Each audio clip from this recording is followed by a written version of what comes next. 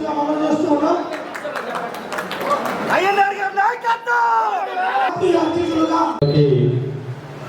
నమస్కారం.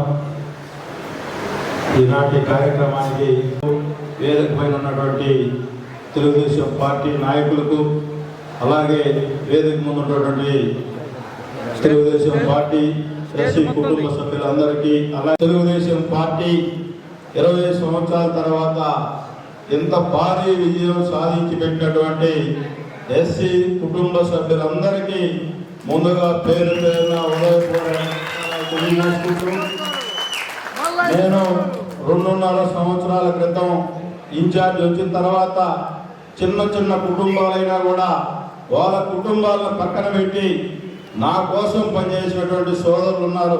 ఈ వేదిక మీద ఉన్నారు, వేదిక ముందు ఉన్నారు.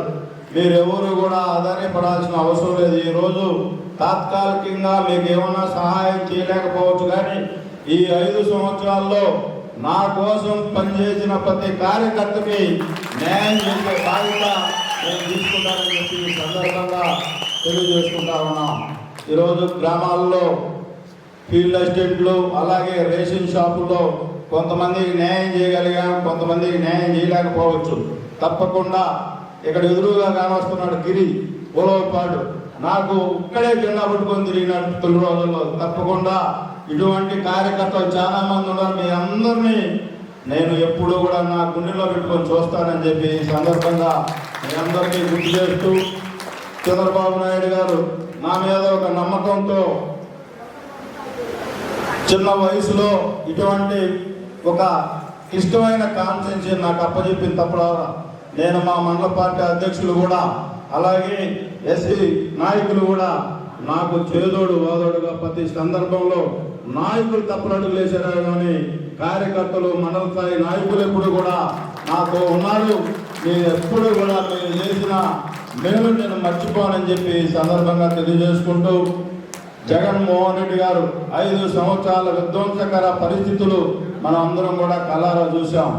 నిశ్శబ్ద విప్లవం, ఎక్కడా కూడా ఏ పార్టీకి ఓటేసామని కూడా చెప్పకుండా ఒక్క దెబ్బతో సింగిల్ డిజిట్ మిస్ అయ్యారు. 11 సీట్లు కట్టబెట్టారంటే మీరందరూ కూడా చాలా విజ్ఞతతో గ్రామాల్లో ఆలోచించి ఇటువంటి ముఖ్యమంత్రి ఈ రాష్ట్రానికి ఉండకూడదని చెప్పి ఒక మంచి ఆలోచనతో ఈ రాష్ట్రానికి చంద్రబాబు నాయుడు గారు అయితేనే మళ్ళా మేలు జరుగుద్ది, అన్ని వర్గాల ప్రజలకు మేలు జరుగుద్ది అనే ఒక మంచి ఆలోచనతో మీరు అందరూ తీసుకున్న నిర్ణయానికి మీకు ముందుగా చేతులెత్తి నమస్కారాలు తెలియజేసుకుంటూ, ఈరోజు నా సోదరులు చెప్పారు, అనేక మంది మీద దాడులు రాజకీయాల్లో పోతే గత 5 సంవత్సరాల్లో మనకు న్యాయం కావాలని చెప్పి అడిగే పరిస్థితి కూడా లేదు.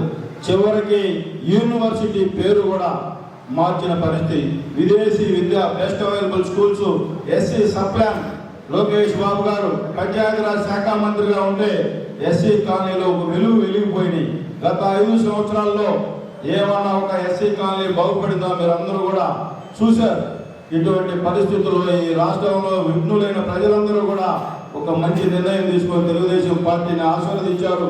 అలాగే ఈ నియోజకవర్గంలో ఏవైతే అన్ని వర్గాల ప్రజలు ఒక కుటుంబ సభ్యుడిగా నాకు ఈ అదృష్టం కల్పించిన మీ అందరికీ కూడా మరొకసారి మీకు చేతులెత్తి నమస్కారాలు తెలియజేసుకుంటూ, నేను ఇన్ఛార్జ్ వచ్చిన తర్వాత రాయపాటి శ్రీనివాస్ ఎస్సీసీఎల్ అధ్యక్షుడిగా ఉన్నాడు. నేను అందరికీ వాళ్ళకి చెప్పి ఒక టీం పెట్టి మీరు అందరూ వెహికల్ వేసుకుని పోయి ప్రతి ఎస్సీ కాలనీలో మీరు పర్యటించి వాళ్ళకి ధైర్యం చెప్పండి. ఇంత ముందులాగా వ్యవస్థ ఉండదు, తప్పనిసరిగా ప్రతి ఎస్సీ కాలనీలో నాయకులను తయారు చేయండి.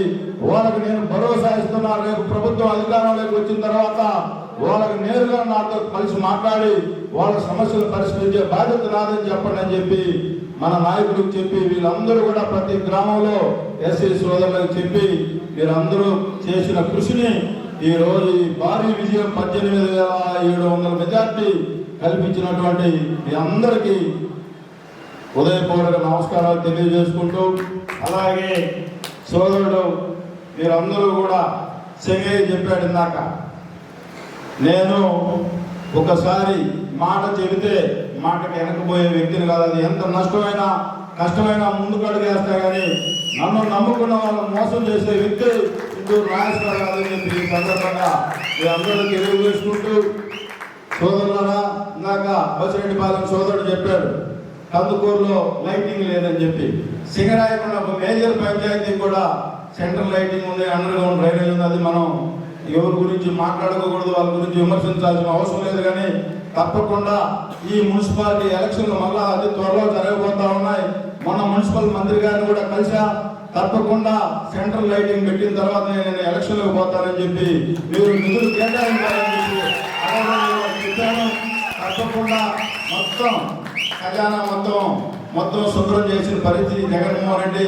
ఆ ఖజానాలోకి నీళ్లు కావాలంటే కొద్దిగా టైం పడుతుంది కాబట్టి తప్పకుండా మళ్ళా అతి త్వరలోనే 4 రోడ్లు కూడా సెంట్రల్ లైటింగ్ తో కలకల్లాడిపోయే రోజులు అతి త్వరలో ఉన్నాయని చెప్పి, అలాగే సోదరుడు చెప్పాడు బసిరెడ్డిపాలెం 160 ఓట్లు ఈసారి తప్పనిసరిగా రేపు పంచాయతీ ఎలక్షన్ లో మీ గ్రామంలో తెలుగుదేశం పార్టీ జెండా ఎగిరించే బాధ్యత నేను తీసుకుంటానని చెప్పి తెలియజేసుకుంటూ, అలాగే ఈరోజు మనందరం కూడా ఒక స్వతంత్రం వచ్చిన సంతోషంలో ఉన్నాం.